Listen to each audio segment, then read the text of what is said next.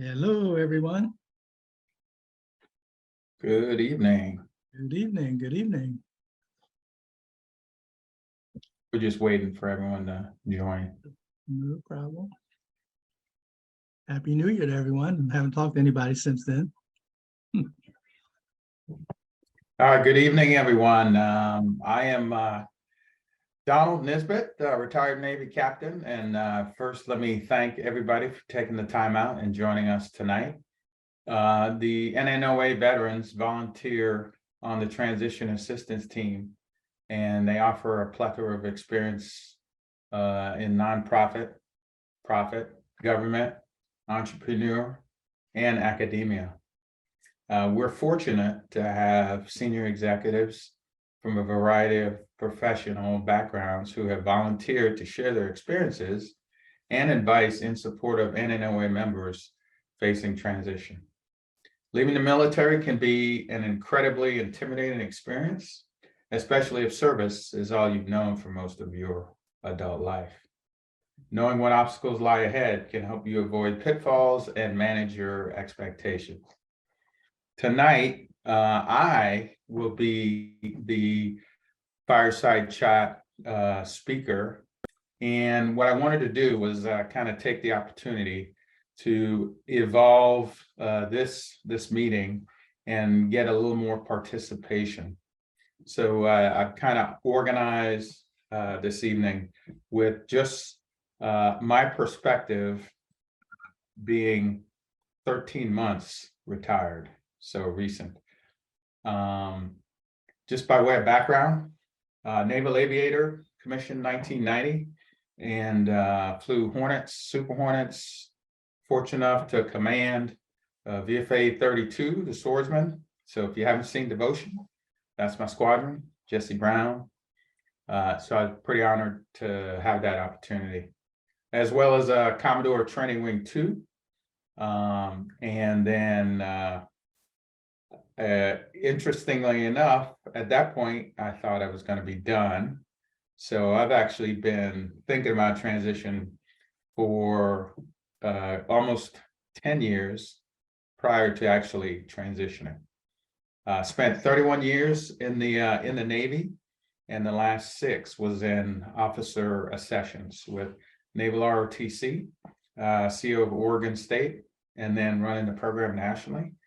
And then my last arduous duty was standing up the new Naval ROTC unit at the University of Hawaii. So honored to have the opportunity to talk about my experiences post transitioning, and some of the things I want to talk about, just to share both my experience and just a little bit of lessons learned. So the key thing for the successful transition is, formulating your resume, taking advantage of all of your benefits as either a veteran or retiree. Thinking about transitioning your healthcare, your plans, thinking about life insurance, taxes, and then the key one is taking advantage of all available resources. And I count this as one of those. In the end, the goal is a successful transition to phase 2, as it was described to me. And the key part of that is this is like one of the few times as an adult where you if you want to take the time to think about your life goals, or at least reassessing what those are at the time. So bottom line is it's never too early. So depending on where you are in your journey, the time that you spend, like I said, it was almost 10 years. And, at that point, I was over 20. And so each tour was going to be my last tour. And so thinking about transitioning each time. Two parts to this evening. And I'm looking for some interaction. So as far as rules of engagement, feel free to. Inez Victorian joined the meeting. Okay, so by way of rules of engagement, feel free to raise your hand or unmute, ask a question. So the intent is for you to ask not only me, but also members of the transition assistance team. So I am just one data point, and my story may not be yours because everyone has a unique journey. So two parts. First part, this is probably the hardest because for most of us in your military career, you were told what to do, where to go, how to dress. And so it was pretty simple. But this is like one of the few times where you have to think about you. And that's a little weird, but obviously, even though you have stakeholders like your family, your children, your friends, you really need to think about you. And the best analogy that I could use is that as an aviator, when you're in an airplane, you don't want to spill your drink. And so from takeoff to cruise and then landing, it's barely perceptible, whether you're climbing or descending. And so in this case, as you go through your military career, you're, working hard and scratching to climb the ladder. You get to a point where you're at altitude, and then at some point it's time to come down and land, and depart. So we're going to flatten the glide slope so that you don't spill your drink. And like I said, the hardest part is thinking about you for a change. So I had the benefit of three outstanding mentors, one of them who's passed away recently. But the best word of advice that I got was just draw three concentric circles and just, take the time now to think about what those things might be and start filling them in. So the first one is occupation. The second one is location. And the third one is compensation. And there's no particular priority to the order of those. That's where, you take time and involve others in prioritizing those. But as far as filling out those circles, it's totally up to you and anything goes. So most of your career, what you can do. And this is like one of those few times where you can decide what is it that you want to do. So, if you're separating, more than likely you're still aspiring to, move on and up. But if you served a full career and transitioning to phase two, you might find yourself at a point in your life where maybe you don't want to work anymore. Or maybe you have to work, and so you continue to climb a new ladder, start a new race. And so I found that very helpful because at my point in my journey, I knew what I could do, and I also knew what I didn't want to do for my phase two. So key: occupation, location, and compensation. And I'll actually come back to that, but a couple things I want to, and then pause to open it up.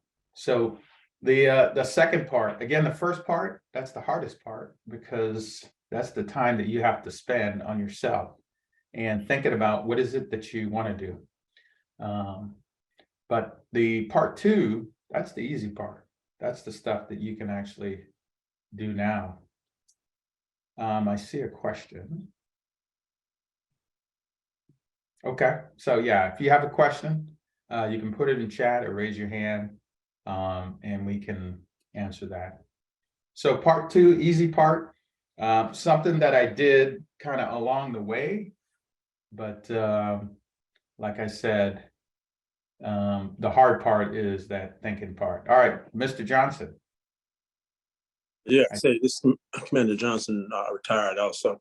I've been retired a few years. I'm quite older than you are, and maybe only a few people older than I am. I'm probably 60, just turned 68, as a matter of fact. One of the problems that senior officers have when they transition is that integrating into the workplace or the workspace. And by that, I mean that you might be working for someone who is half your age. Your supervisor or your manager might be half your age. And so how did your military experience and longevity translate to the civilian side or even to the federal government side? Because there are people who work for the federal government who were never in the military who are jealous of you and your status, and you might get some pushback or some opposition from them because you bring a plethora of experience to the work site. So there's some envy or jealousy on that part. And if you're working in the private sector, like I said, somebody who you might report to maybe half your age, maybe the age of your children. So you have to sort of shake your ego at the door, learn how to be humble, or how to be more, I wouldn't say cunning, but a lot more, I guess, figure the way forward, how to get around those obstacles. So that's what I've noticed that people struggle with upon retirement. Yeah, thank you. Yeah, thank you for that. All I can do is I'll offer my experience. Again, a year removed, and just by way of background, I currently work for a nonprofit. We have about 110 employees. And so originally I was hired in as the director of strategy, and within 6 months kind of retitled to the director of military affairs. And then through some attrition in the organization, I took over facilities role as well. My boss is a retired flag officer, and I believe we have 9 employees that have prior military experience. And so to your point, Commander Johnson, initially, it was clear to me that the soft skills that I brought from the service over into this nonprofit, having run organizations, large organizations with, active duty reservists, contractors, and government civilians, to this, a different role in this organization. One book that I read a long time ago, it's called Leading Up by Michael Useem. And it was, I thought it was very fitting because I had an opportunity in the organization, not being in charge, but, seeing where there were some deficiencies in leadership and, offering softly, tactfully, and then where possible, suggesting, because one of the things is it's different because you can't order people around. There's no rank other than your title, and even then, I'm Donald, right? That was always weird, calling my boss by his first name, but that's how he wanted to be addressed, and that's how everybody addressed him. So there was, there was that period of time, I would say easily 6 to 8 months, where I am still, transitioning from that military mindset to, just another guy doing a job. So Again, just my perspective. We have other members of the team. I'm not sure. I want to give you guys an opportunity to chime in if you'd like.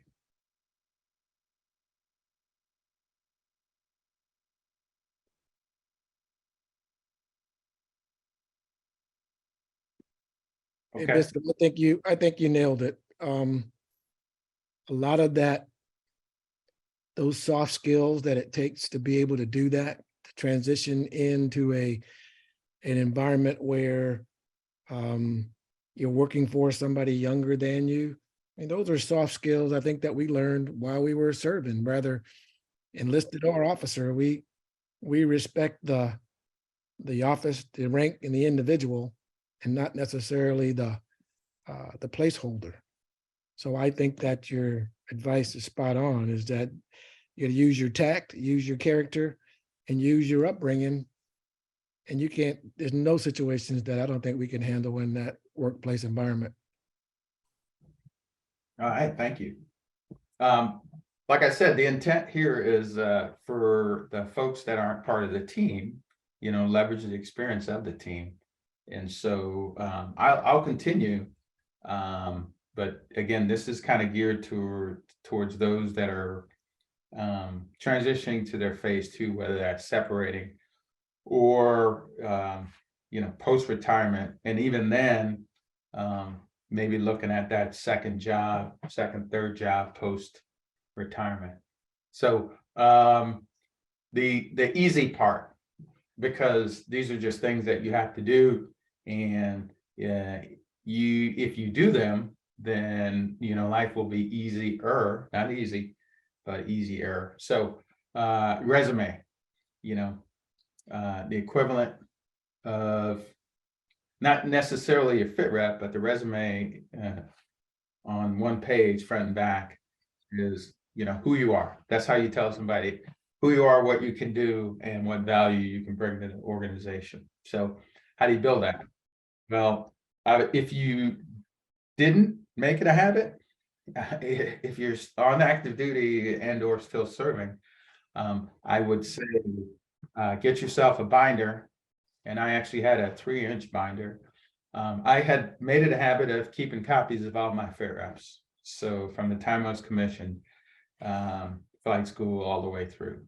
And so I had the luxury of having that. So between fit reps, copies of your awards, your joint transcript, and then your VMAT, which is your military experience and training, those 4 resources are very helpful in building the resume database. So in that, you kind of using, I taught the STAR method, so situation, task, the action, and the result. And so basically you take like an award, what it was, the task you did, and then the task and the action that you took, and the result of that. And with awards, you had to provide details. So usually it's dollar amounts, people, things like that. So hard. And you kind of take all those little snippets. And like I said, I built out the database. And then depending on the job, and that goes back to part 1, the occupation, location, and the compensation, you build the resume for a position that you're applying for. So again, the task is building the resume database. And then depending on what you're thinking about interviewing for, prepping, you just kind of pull from that to build your one pager. So resume, networking as the next, that one, again, this is part of building that network. So you have mentors, you have in your profession, bosses, coworkers, counterparts, organizations. So NNOA being one of those. I was a member of Tailhook.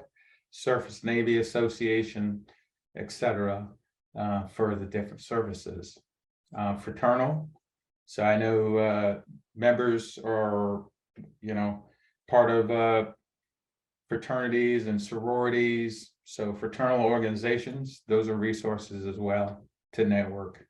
And then, LinkedIn is one of those that you'll kind of get gouged up on, but that's important that, that is networking on steroids.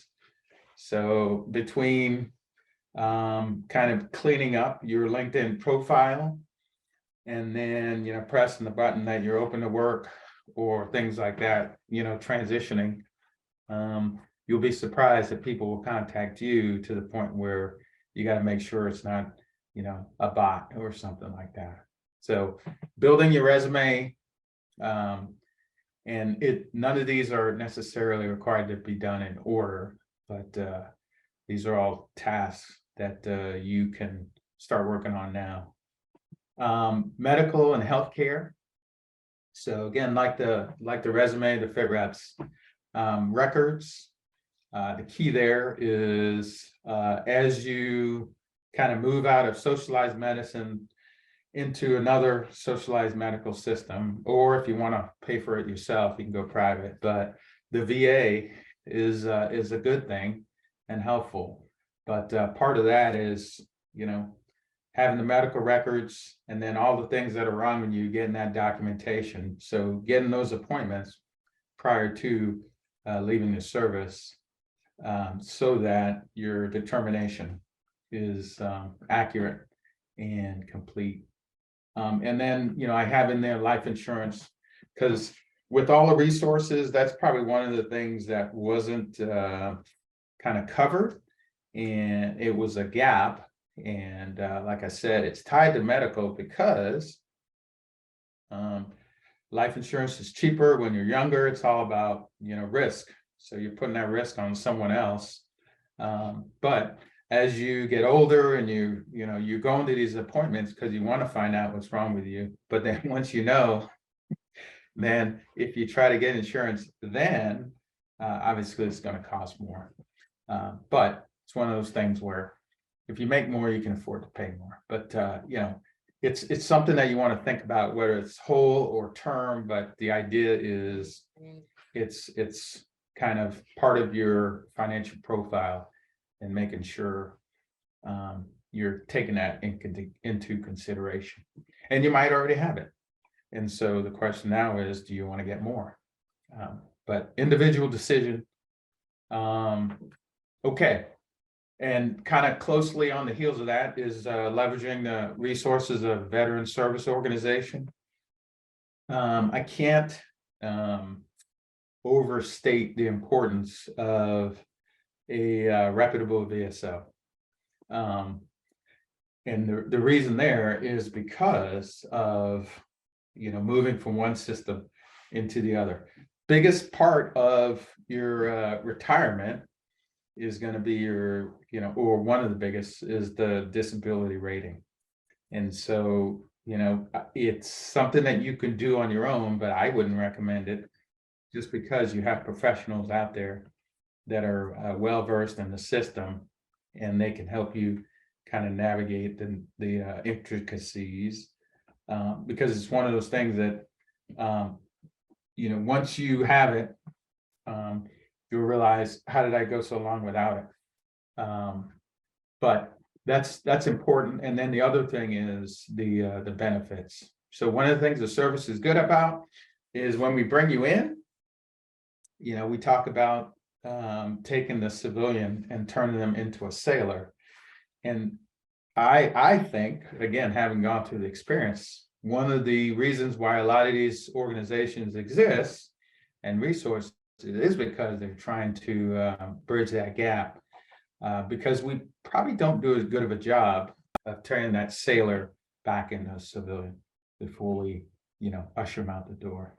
So the benefits, benefits that you are entitled to, that you have earned. And the difference is, if you don't apply for them, then you won't get them. even though you can apply later on. It won't get backdated in most cases, some, but in most cases, it's like, oh, well, yeah, good, thanks for applying, and here you go. And so that's money on the table.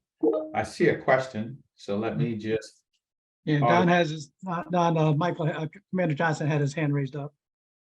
I don't think he put it down unless you, It was, I'll raise it again. oh, I'm And sorry.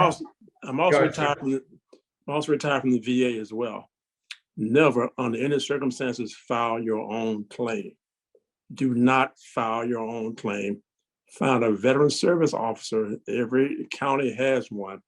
Let them file the claim for you.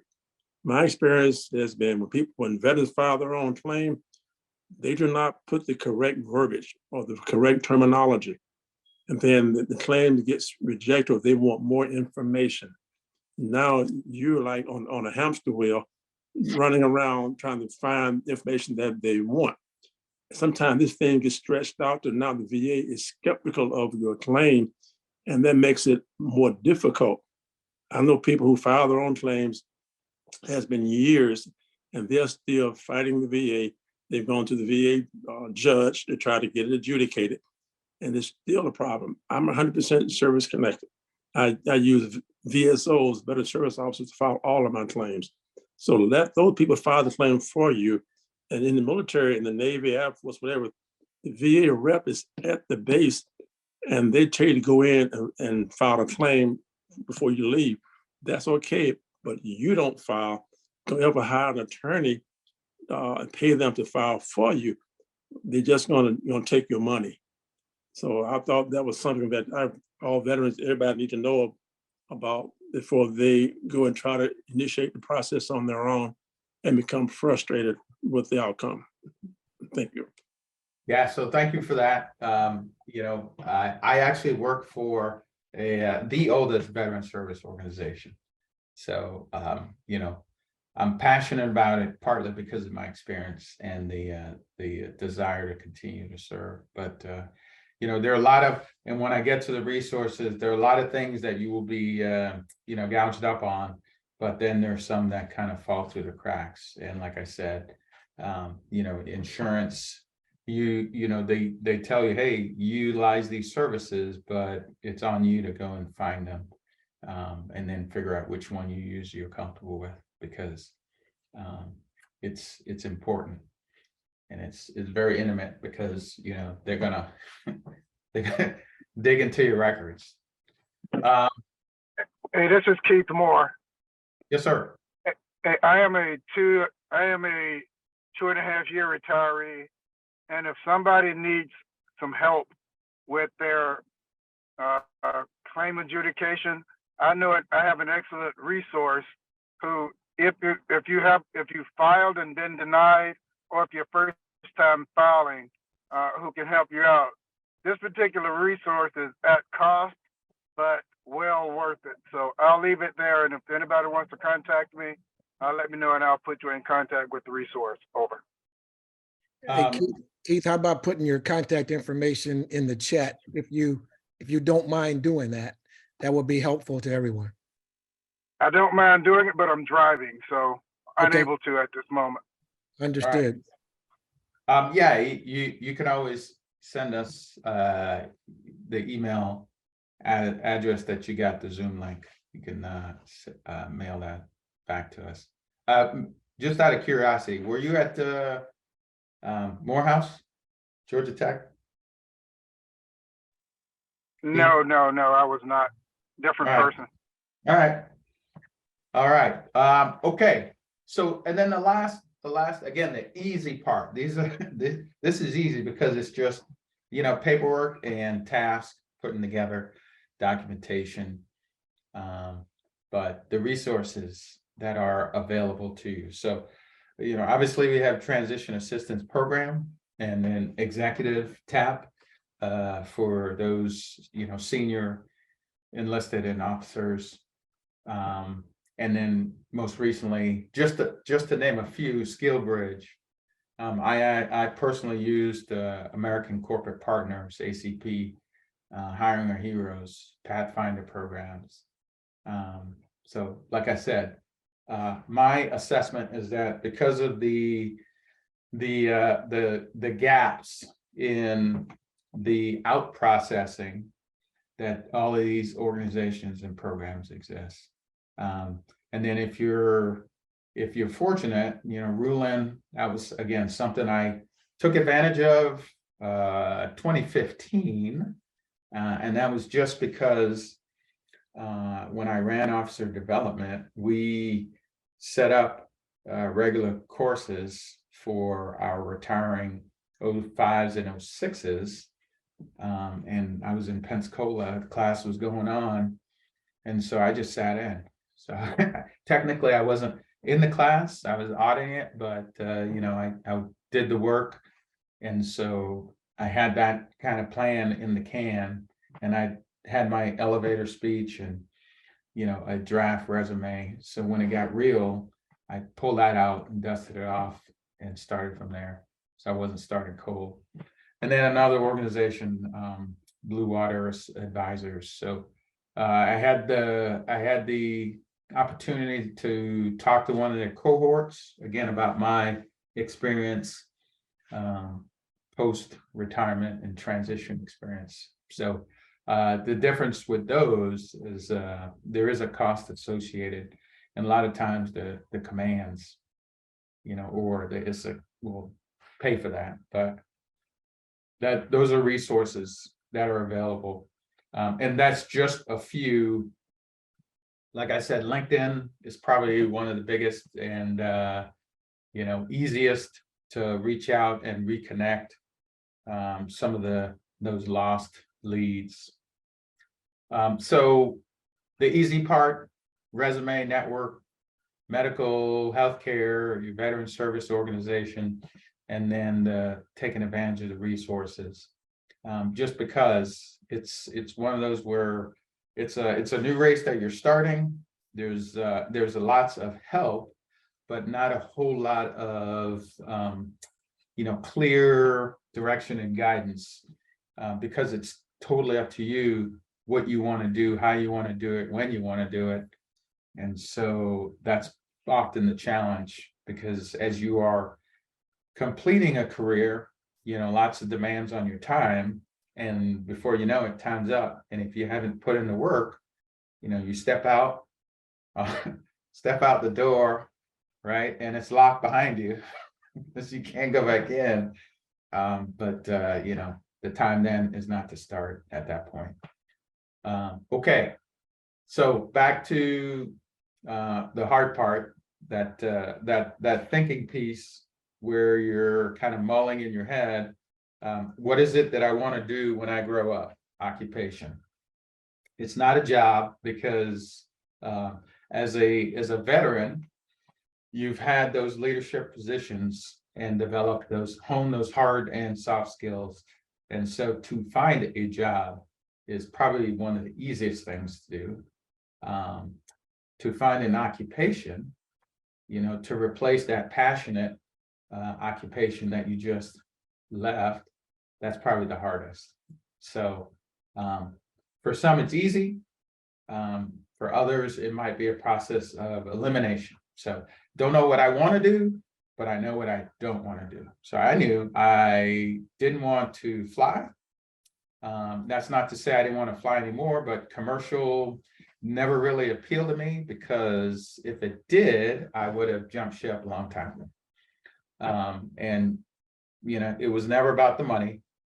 And so that was I knew, like, for me, the last 6 years was in officer development or officer admission, sessions, and, just the ability to interact with young people and kind of help them get on the path.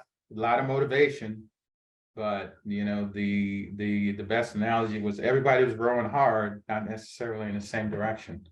And so you just had to, just like any command, right, get everybody maximizing their individual ability all in the same direction. So the occupation, and that's totally up to you. What is it that you want to do? But figuring that out, otherwise you might have to do it again. Location, easy or hard. You know, a lot of times it's where you are, where your family wants to be. You got kids in school and other considerations, so that might limit. And maybe that goes to the top of the list as far as priorities. Because you're stuck, and so you look for jobs in the area. And maybe forego the occupation for the employment because, you know, you got college age kids and you got to pay that bill for a few more years. And that gets to compensation. And that's where getting back to that network and your mentors, because as it was explained to me, you need to know your worth, and what you think you're worth is probably an underestimate. And that's just because you've been working in government. And so you really don't know how your skills, you know, all of those things that you were taught, how that translates in the form of compensation. And it's not just money. You know, that could be time off, you know, bonuses, allowances, things like that. So that's just 3 things to consider. So what I wanted to do was open up for some more questions, if anybody had any. And then for our non-team members, maybe give you guys an opportunity to tell us a little bit about yourself, where you are in your journey. And then, you know, depending on one of the team members, if we can assist or in the future assist. So Mr. Commander Johnson, I see your hand up. I want to just share that if you have a TSSCI or have security clearance, that might be worth at least $15,000 bonus, sign-on bonus, because if you are trying to work for a defense contractor and you don't have a TSSCI or security clearance, then they may have to pay for that background investigation, and contingent upon you successfully passing it or not, you probably will not be hired if you do not pass that investigation. If you leave the military with a TSSCI or a security clearance, they know that you've already passed that background investigation, so you're good to go. So Booz Allen Hamilton, a lot of those defense contractors are seeking out people who have that asset there. So a lot of people probably are transitioning out at this point. They need to seriously consider looking in that area. I've worked with DIA Mystic up at Redstone there in Alabama, Redstone Arsenal. I also worked for O&I up there, and we had a lot of guys who were civilians who, well, they had just got out of the military, but DIA hired them as civilians, or the Army hired them as civilian GS employees because they had that security clearance already. And so that was a foot in the door for them. So I think that might be another way that people could probably go as far as employment. Yeah, yeah, thank you for that. I would add to your point, that just emphasizes the importance of mentors and networking, because a lot of these little things, if you're, you know, if you work with people that, you know, take off the uniform, put on a suit, and you're still working with them, that transition in most cases is easy because you have somebody to follow and you can pick their brain. But if you have a trusted mentor, and I don't know what I don't know, if they don't know, they're certainly connected where they can put you in touch with someone. So with my journey, American Corporate Partners, they partner me with an executive in the University of Texas system, because I thought I wanted to stay in education. So that's kind of how we got matched up. And during the course, so it was a 1-year relationship, and I kind of checked in with him monthly. But it was interesting because he told me that I taught him some things that he didn't know, But what was very helpful was because he had no military background, as I shared my resume and things like that with him, you know, he was very influential in kind of stripping out any jargon and made sure that it made sense to a civilian. So, So Biscuit, I have a question for you, if you would. yes, sir. Of course, you were a member of this team before you completed your exit from the Navy. And I think that was a huge advantage. And that's one point I would make for people that, you know, if you're going to, you already made up your mind to decide to transition, don't wait until you're out before you partner with transition assistance teams, et cetera. But if it was an impediment, I know you began your transition from your job in Hawaii. Talk about it briefly, if you would, about what added difficulty did that mean? A lot of our folks transition from duty stations that aren't stateside. So tell us about that process and what you felt was important or valuable to you since you were beginning your transition and not in the States.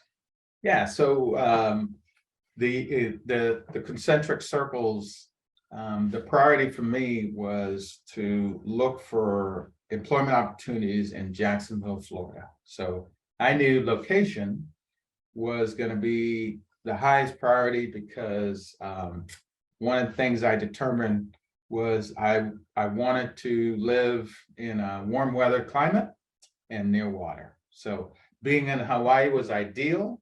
If I could have stayed there and afforded it, I probably would have, except for that tyranny of distance. And so Florida made a lot of sense for taxes and benefits, and again, proximity to veterans resources. So that's where I started my initial search, and leveraging the experience from old bosses that were in the Jacksonville area, and then members of the team who had connections in Florida. That's kind of how I started out down my journey. Along the way, again, because of the resume, the potpourri of different things that I was considering, and then the things that I was not considering, it helped to neck down the search area. But one of the X factors was my daughter was going to be a freshman here in GW, so in DC, and I was kind of passed a position to look at and consider, and then interview for in Arlington, Virginia. And I liked the mission. I knew the president, CEO from the early days of Cecil Field, so there was a connection there. And interviewed. I felt like it was going to be a good fit, and got an offer. In the meantime, I took a look at another position in Pensacola, Florida. So remember, Florida, that was high on my list, and interviewed for that position. Went through 3 rounds of interviews, felt good about it. And in the meantime, I had already been offered this position up here in Arlington. And I asked, again, through consultation with my mentor, I said, hey, how do I proceed? And he said, hey, why don't you ask them if you can hold off on giving them an answer. And so that's exactly what I did. And they were like, yeah, that's fine. Because if they want you, they'll wait. And so kind of pulled the string on Pensacola. They went with somebody else. Then I went back to this. And so, I was 1 for 2 on my interviews and getting a job offer. So I felt pretty good about that. So not in Florida, here in a job, and in this job, we're looking at expansion opportunities in Florida. So obviously I'm working that hard, but Excellent. yeah. Excellent. So thanks for your question. And you're never done. I'm still, like I said, literally 13 months post 31-year career and figuring this out. So I can't tell you that I'm completely transitioned yet. So the other question that I have, really, it's for Carl Logan, who's our resident financial wizard and is today and has been for a long, long time. Carl, I heard, actually, I got at one time sent some information from a friend of mine who we served together, both retired captains, who informed me recently that as a 100% total and permanent disabled veteran, that if you send papers to DFAS, they will not deduct federal taxes from your retired pay.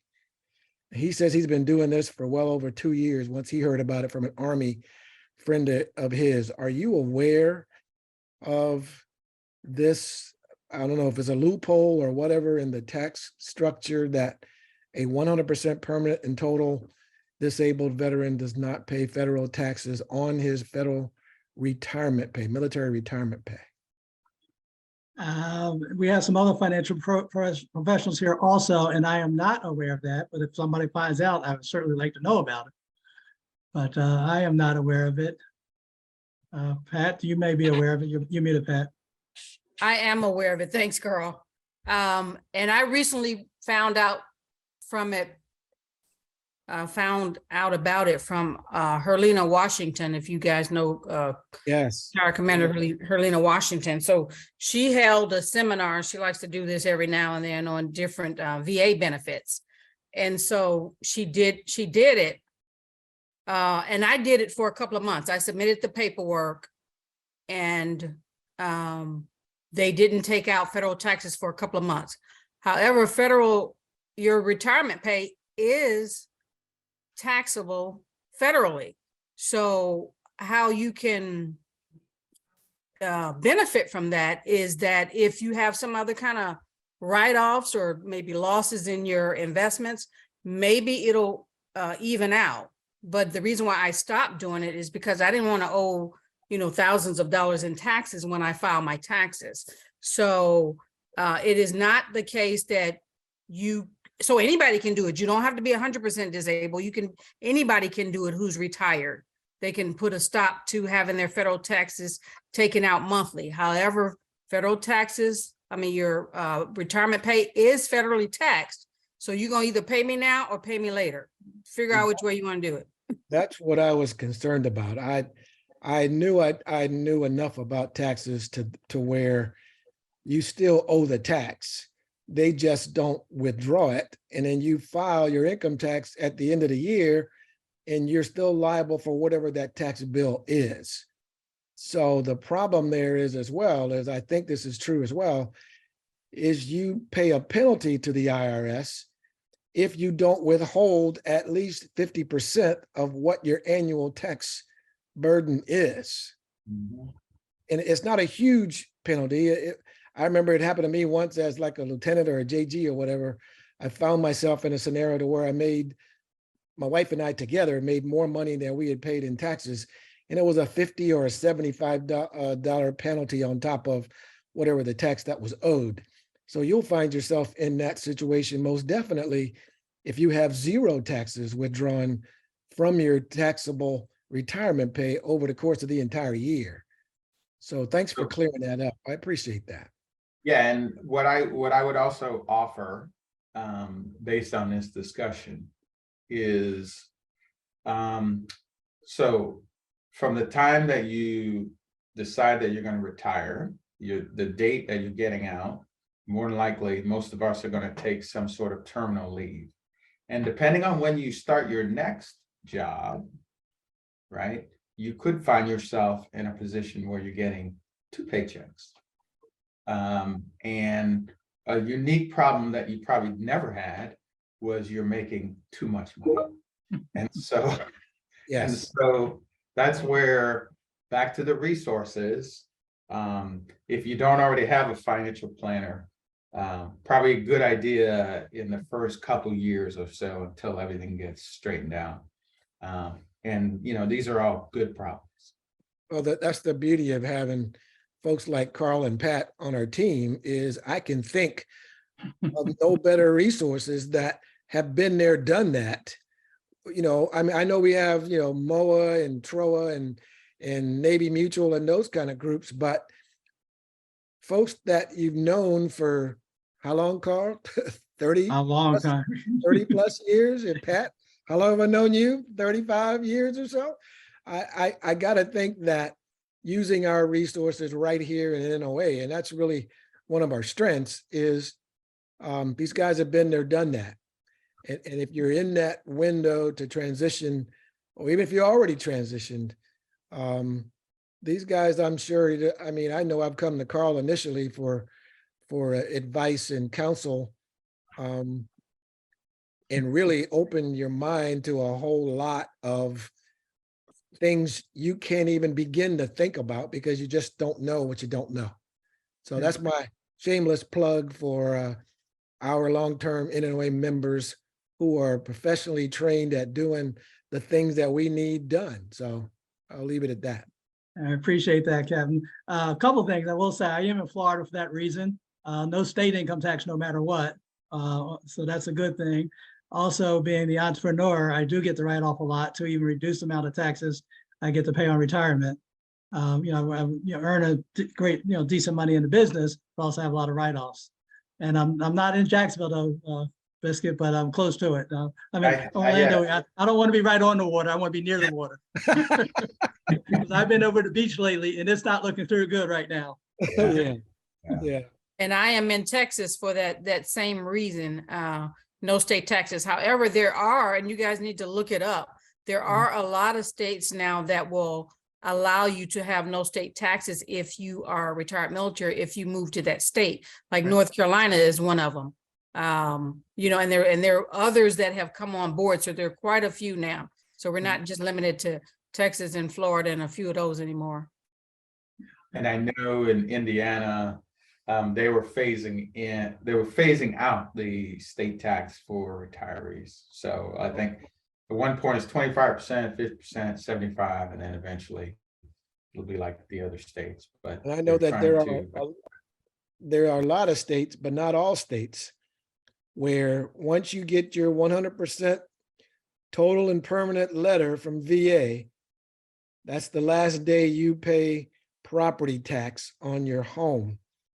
And for me, when I got that letter and filed the appropriate paperwork with the state, my mortgage cut in half overnight. You got a refund, and you get a refund. And that's right, I got it back from the day of the letter. So if you live in a state that doesn't do that, man, you're paying a whole lot more than you should.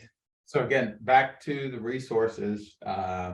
Again, you have individuals that have done it with mentors and team members. We can point you to the appropriate website. You can look up the current information for your state of interest or that you're in, and find out what's true or what's going to be true in the future. And that'll help you make decisions. So that's why this isn't hey, I'm leaving tomorrow, let's start now. I would say it's never too early, but certainly if you're 2 years or closer, you need to get a move on. Well, I'm gonna save my thunder for my fireside chat, but I'm gonna tell you about the wrong way to exit the Navy. So I'm gonna whet your appetite for that when I do mine. It's the right way and the wrong way to exit the military. Yeah, remember, you don't want to spill your drink. That's right. I'm not going to spill it. As you change uniforms, right? That drink never spills, because that landing, that exit is so smooth. So we have a few more minutes. Again, I wanted to offer the time for the folks that joined in. Raise your hand And up. yep, Commander Johnson. Unmute.